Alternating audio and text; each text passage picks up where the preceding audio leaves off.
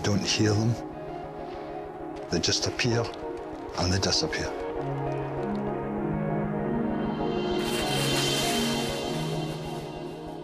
We moved into the property in 2005 and quickly realised there was pine martens in the garden by their scats. I borrowed a trail cam, put some peanuts out.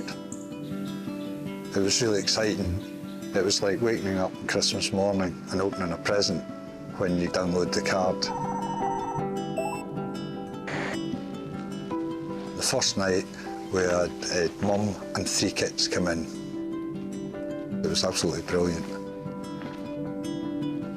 From that moment, Robert was hooked. I've been feeding them every night for the last 5 years.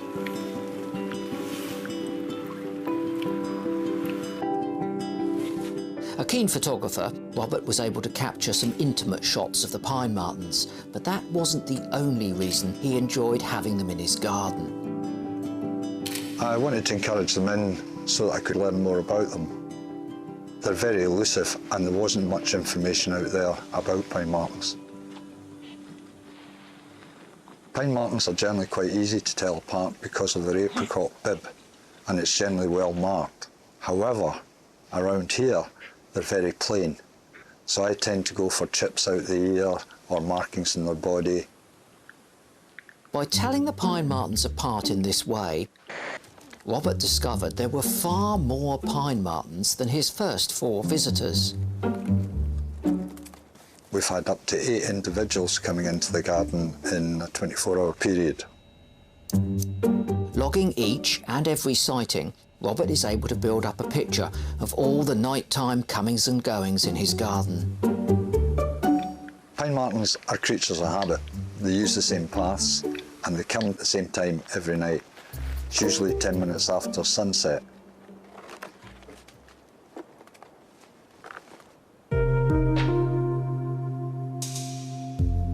Robert's photography setup provides an ideal space to watch the pine martens, and they seem very happy to step into the spotlight.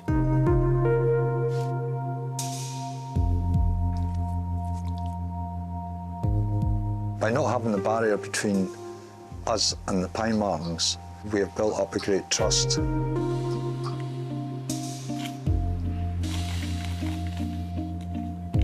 There she goes.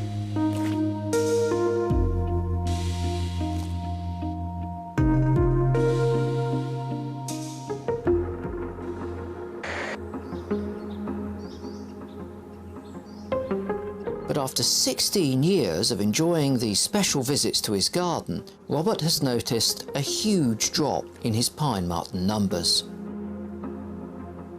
Over the last 2 years, we've gone from 8 pine martens down to 2 with the occasional male. I believe the reason for that is the COVID lockdown. The adjoining wood is open to the public, and during lockdown, there's hundreds of people been walking around the woods with their dogs, and I believe that the pine martens have moved on. Another reason I think is due to cats.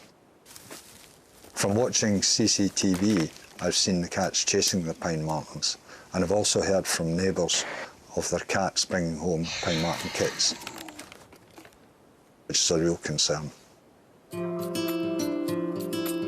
Luckily, he's not letting it spoil the magic that they bring him.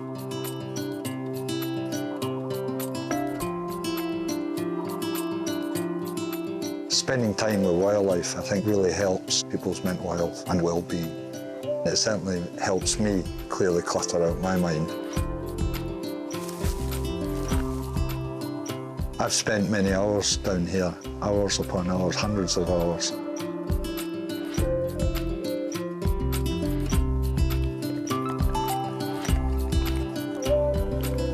They're just amazing to watch.